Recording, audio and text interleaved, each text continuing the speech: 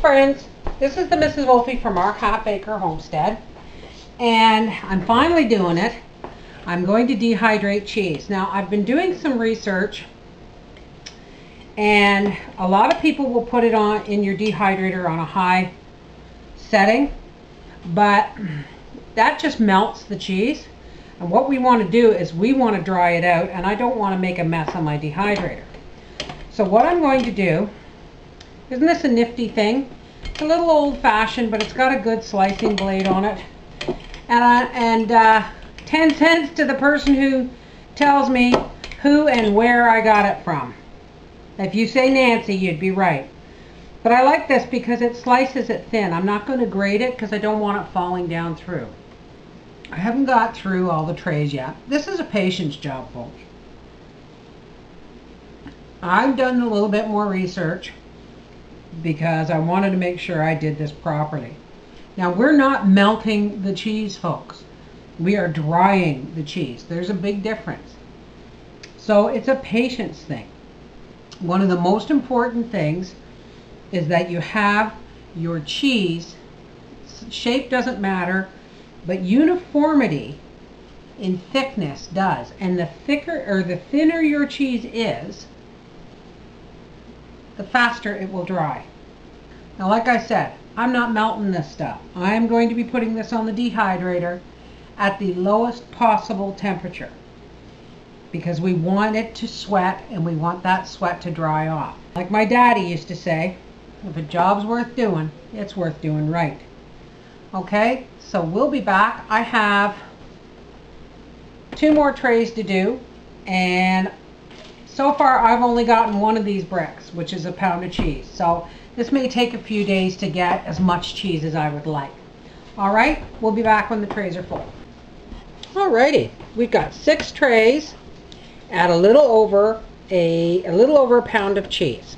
And I'm going to set my dehydrator at 95 degrees. All right, we'll be back in a little while and we'll show you how it's doing. Okay, the cheese has been dehydrating overnight, and as you can see, it's nice and crispy, but it has some grease on it. So what we're going to do is we're just going to take some paper towels and we're going to cover these up, because what we want our product to be as dry as possible. Fat will go rancid or moldy.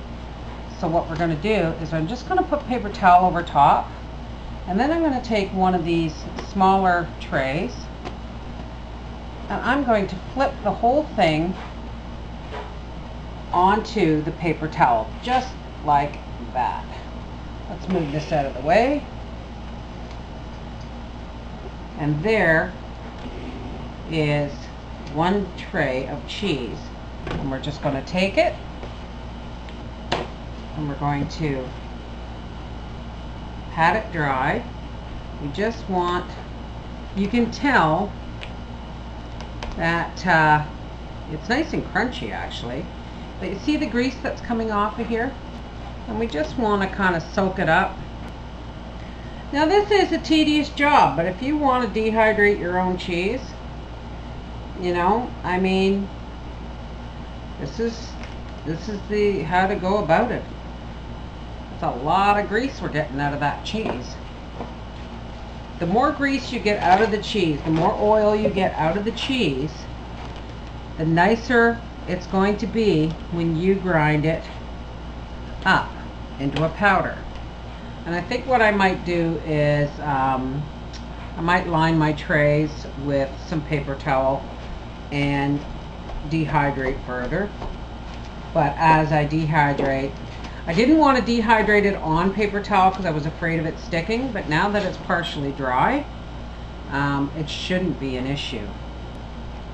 Anyway, we'll be back when I have this all patted dry. I'm on my last tray here.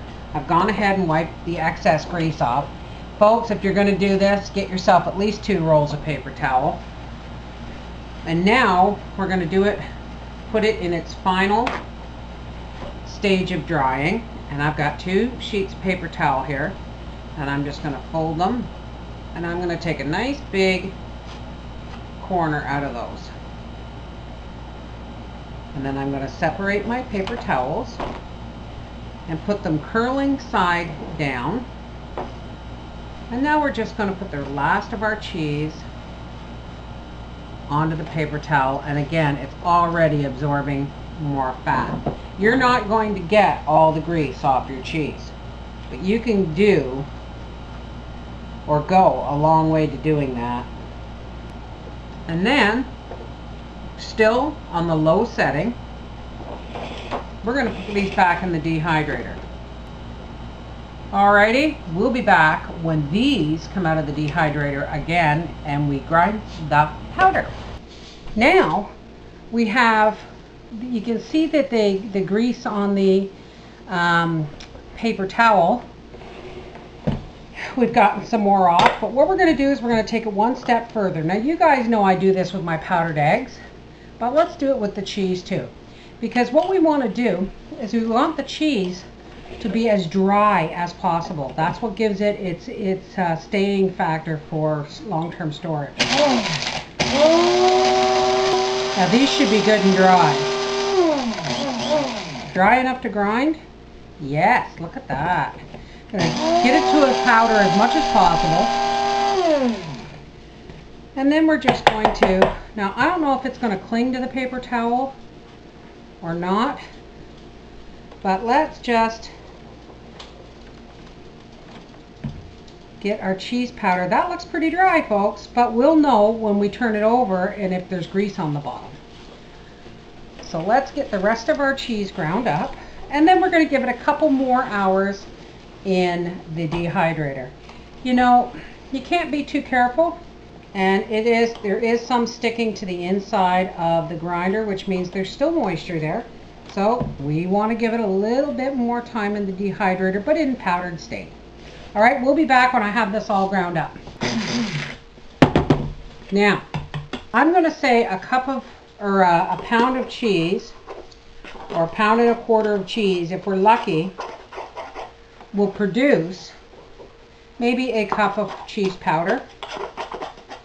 Now this is not Kraft Dinner powder, folks. This is dehydrated cheese that has been, you know, dehydrated and powdered. And we're doing this one last step.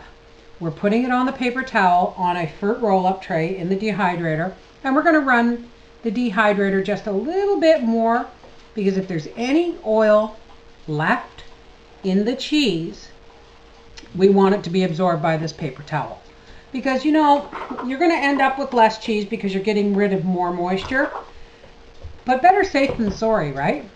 So here's our 2 trays of cheese powder, and we're going to put these on the dehydrator for another hour or so, and then we're going to see how much we get. All right, we'll be back. Okay.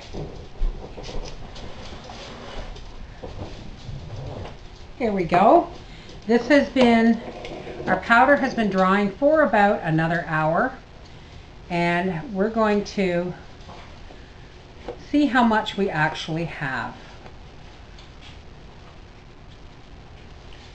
Now, one thing about the reason I did this is because you can't see it, but there's still a little bit of oil left in the cheese, and you're not going to get that out if it's in chunky form unless you dry each individual piece of cheese.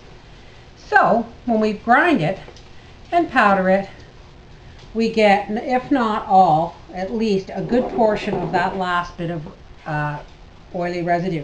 And look, I have over a cup and I haven't even done the other tray. Or I have almost a cup and I haven't even done the other tray. I think I should have gotten a bigger jar. Here we go. And Wolfie has already done the taste test, and he gave it a thumbs up. He actually looked quite surprised that it tasted like cheese. Yeah, I'm going to need another jar. Let's just see if we can get this all in here. If not, I'm going to be dehydrating some more. So, okay. So, a pound. if that's gonna pour out or not. Let's do it on the tray just in case. All right, so a pound to a pound and a quarter cheese does about a cup and a quarter of powdered cheese. Isn't that lovely? Okay friends, now what we're going to do is we're going to make macaroni and cheese, kind of homemade craft dinner. And it's oh so much better than that. What you're going to need is about 2 teaspoons of butter and I don't know, tablespoon of flour. And you're going to cook that flour and the butter together until it's kind of brown but not scorched. Going to whisk that up. Like my whisk, it's from my mixer. Then we're going to add, about a cup of milk. Maybe about 2 cups of milk. And we're going to start whisking this. But we're also going to add, some cheese powder. Now remember folks, I used marble cheese for this cheese powder, which means it's not going to be bright orange. There's 1.5, let's say 3 tablespoons of cheese powder.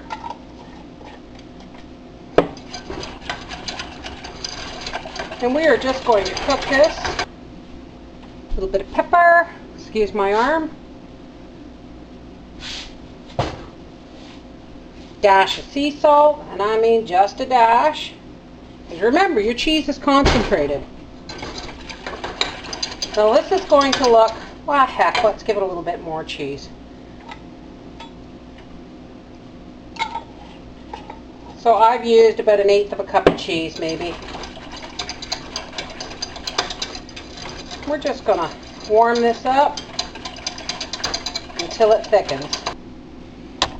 And here we go, we're thickening up just nice. We're going to turn this down. And then we're going to add our pre-cooked macaroni. And I probably could have done with less milk and more macaroni. Yeah, this is a little bit runnier. I should have used less milk. So let's say 1.5 cups of milk. Got a little bit more cheese on top. See, I'm expecting it to be the color of KD. But you know what? Like I said, this is marble cheese. And there's no color added either to the powder to make it look. Alright, let's try this. Oh, that's good. That's really good, folks. If you have the patience to dehydrate cheese, you might never buy boxed mac and cheese again. This is the Mrs. Wolfie from our half-acre homestead saying, a job well done. Like my daddy used to say, anything worth doing is worth doing right. Take care. Bye-bye.